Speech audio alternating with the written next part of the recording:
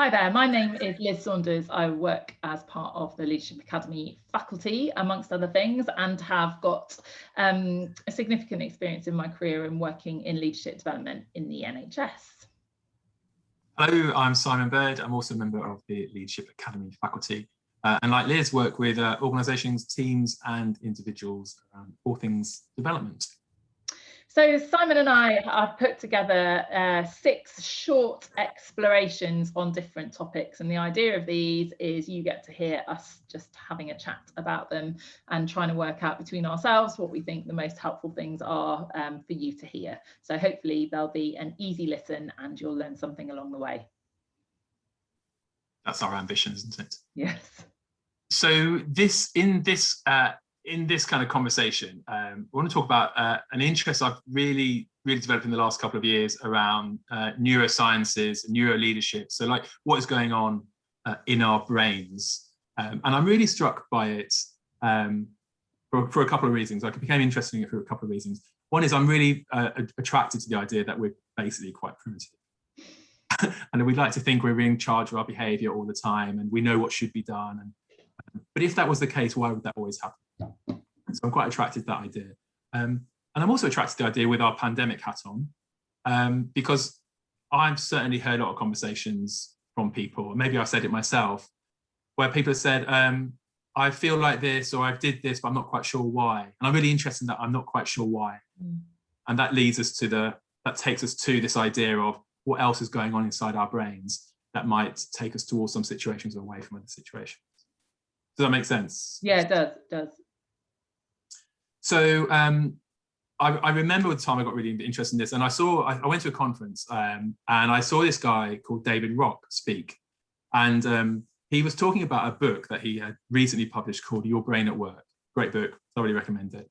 And he was talking about the research he undertook in that, and to do that he interviewed 20, 30 or so kind of neuroscientists, and he noticed that they would talk a lot about social situations that people found themselves in, which would create in their brains and therefore their bodies a threat situation, kind of threat response. So what's the threat response? It's kind of like really primitive, it's fight or flight. Okay, so and his idea, David Rock talks about really our brains are wired for threat. So this is the prehistoric thing. Okay, we're always looking out for, is a saber-toothed tiger going to come and get me, or am I going to get a bad appraisal, or am I going to a meeting I don't want to go to?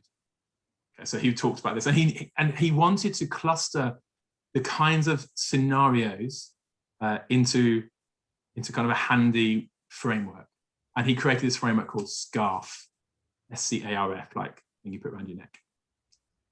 Shall I carry on? Yeah, do. So S.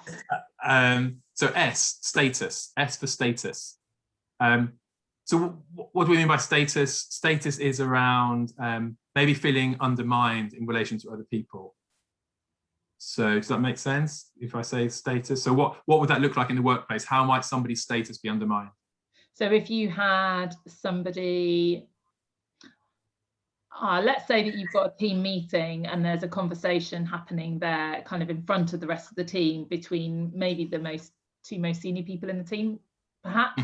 That could be triggering if somebody's got a preoccupation around status, if somebody felt like they were being put on the spot in front of their peers or in front of subordinate people that they're managing, that exposes them in some way because it looks like they don't know what they're on about, that kind of thing. Yeah, it could very well be that. And of course, what's important, so you were talking then, I was thinking, and it's only that person's perception that matters, was actually that person might not mind being challenged by two, let's say John and Max, a lot of the time, but the fact there's somebody else in the room, like Joanna's in the room, suddenly he doesn't want to be undermined there because he feels it's undermining his status, and that's really important in terms of Joanna. Yeah, it's pointed to this other dynamics in play, and if I feel my status is being undermined, that elicits in my body some kind of threat response, and a threat response might be,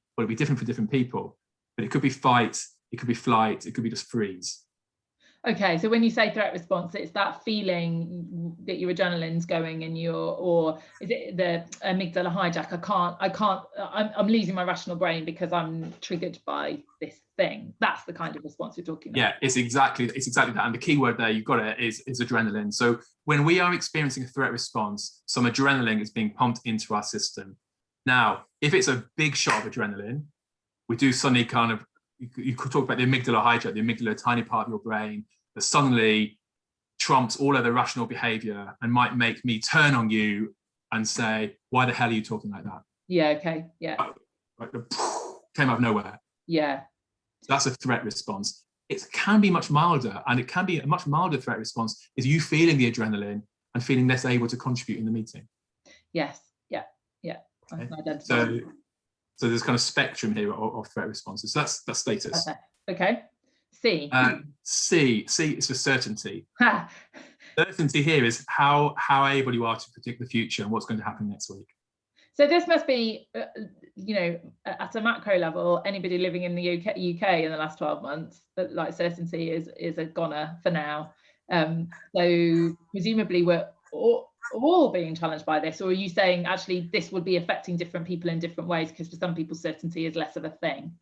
Yeah, absolutely. All of this will be different for different people's brains. So for some people, the fact they don't know what's happening next week or next year, or they feel they don't know what's happening next week or next month or next year, can create a threat response. So if people are anxious, they're nervous, they're spewing out on social media, these could be signs of a threat response. Yeah. But also remember, for some people, I like your question about, is it all people or some people? Some people will feel there's plenty of certainty. Actually, during lockdown, there has been plenty of certainty. Yeah, that's true. Yeah. Okay? Monday to Friday, stay at home. Lots of polling said the British people most aligned around the stay at home. And there was a real backlash. Do you remember when Boris Johnson's government started changing it to stay alert? Yeah. What does that mean? Yes, okay, yeah. Okay. No, certainty, stay at home. We know where we're at. Yeah. Some people like it, some people don't like it. Yeah. So let's take it, what does it mean at work? Well, at work, if you're a manager or a team leader or maybe just a colleague, the question for you here, and with all of these letters in the SCAR framework, is there anything else I can do to reduce the uncertainty for people? Even if it is, there is no plan, but we're expecting a draft plan next week. And I think that's important because I think leaders can sometimes feel like, well, what am I meant to do? Because there is no certainty. And I think about a trust who, when the vaccination program was at the early stages of rolling out, they gave a very clear message to staff one day that was changed overnight. There was a policy change overnight, which meant that it was all wrong the following day. So I think leaders are in a difficult position because I can have real empathy with people thinking, I'm not going to say anything because if I say something, it's likely to change anyway. But what you're saying is better to say something and caveat it with, and of course, this is all subject to policy changes than to leave a vacuum. Because what happens if you say nothing, there's a vacuum. So what do we do? What do human beings love to do? Tell stories. Yeah, speculate. Yeah. So certainty. A is autonomy. Okay. What might this look like? So why would this create a threat response? This is the sense that you don't have any choices. And other people are maybe taking control or telling you what to do, or removing choices that you had previously. So some of the reactions, I mean, again, I've got a lot of empathy with this, but you see a very, very varied responses around people being redeployed. And some people are like, yeah, it's the right thing to do. I need to step up or step across or whatever. And for others, a real ab reaction. And that could be associated with autonomy, couldn't it? Like, I don't have a choice in this anymore. Totally. I didn't choose to do this job and now I'm being told that I've got to do it. Absolutely. Yeah, perfect. And again, remember the granularity, looking at different people in your teams or people around with whom you work. Some people happy to be shipped around as they wish, and some people going, no, I want to have some control. I want to make the choice. Yeah. It is quite a lot. I want to make the decision. So as a leader then, giving some choice, if you can, some sense of agency, autonomy, could help to mitigate this, even if you've got to redeploy people to be able to, hopefully this will be a less of a relevant conversation very soon, but you know, similar scenarios to this, if you've got to, if you're making organizational change and you know you've got to shift people's jobs, giving some ability for people to make some choices around that could dampen down this autonomy infringement. So, yeah, absolutely, absolutely. And let's pandemic proof this. So we can also apply this to any change scenario, anything that's going to move, and anything that's going to change at the workplace, even if it's moving people's desks. Yeah, right. Yeah. Or what colour are you going to paint the staff room? I mean, you can inject choice points at quite minor places, and for people. Yeah, yeah. So R is relatedness. Now, relatedness is about how safe you feel with other people and how much trust you have with other people. Okay. So if we want to avoid any kind of threat response, we want to maximize trust and want to make people feel safe. So the question, as always, is what can leaders do about that? Thoughts? I think that's been interesting, hasn't it? Kind of moving into the virtual environment and people feeling, well, do I trust to bring people into my home and this should be my own space, and the use of backgrounds, or I'm going to keep my camera off and stuff like that. That could be part of this, couldn't it? A reaction against, actually, I don't feel like I want to know you in that way, or I do know you in that way, so I'm going to protect myself a bit. Yeah, absolutely. Sorry, this is going to go wrong. Hello. Apologies, joys of having children at home. So where were we? Relatedness. We'll just finish off relatedness. And so I suppose let's finish off relatedness by saying, so the question for us all is, how can we encourage trust, be aware of the ties and dynamics between people? It is really worth doing, because when we are subconsciously even, or unconsciously rather, in a position where we don't feel that safe, things are happening to our behavior. Yeah, okay. And the final one, fairness. And fairness is an interesting one, I think, because it's a trigger for quite a lot of people. Individuals' perceptions of whether, is there anything, are other people being treated fairly? Are people being treated unfairly? And of course, it's in relation to what you believe to be fair as well.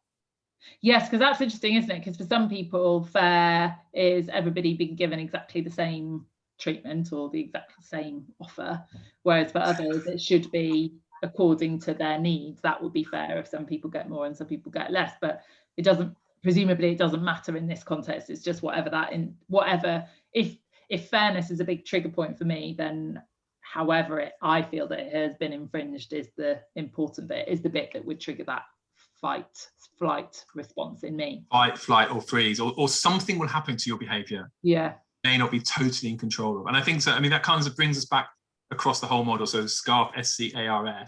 When we started by talking about, I like the idea that we're quite primitive, really. Okay, and the reason I like this is, one, we can be more aware of what is causing our behavior sometimes. So there's moments where we think, what was I doing then? Why was I doing that? I don't quite understand why I behaved in that way. Maybe something's happening across one of these 5 domains.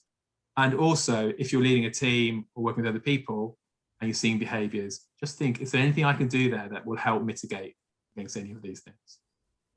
Yes, and that's making me think there's a preemptive strike, isn't there? If you think, well, these are the things that are going to be mattering to people, so let me think about in my team, how am I dealing with each one of those at a macro level, then that will put some containers around some of it, and then there'll be those individual moments that will happen regardless, won't they, with the best one in the world, and then that gives you a way of interpreting what happened, or even better, preempting it happening and doing something to stop it.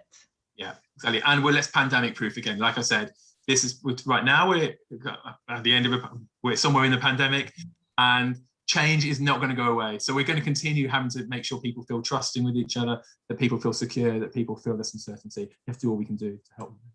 Great. Thanks. All right.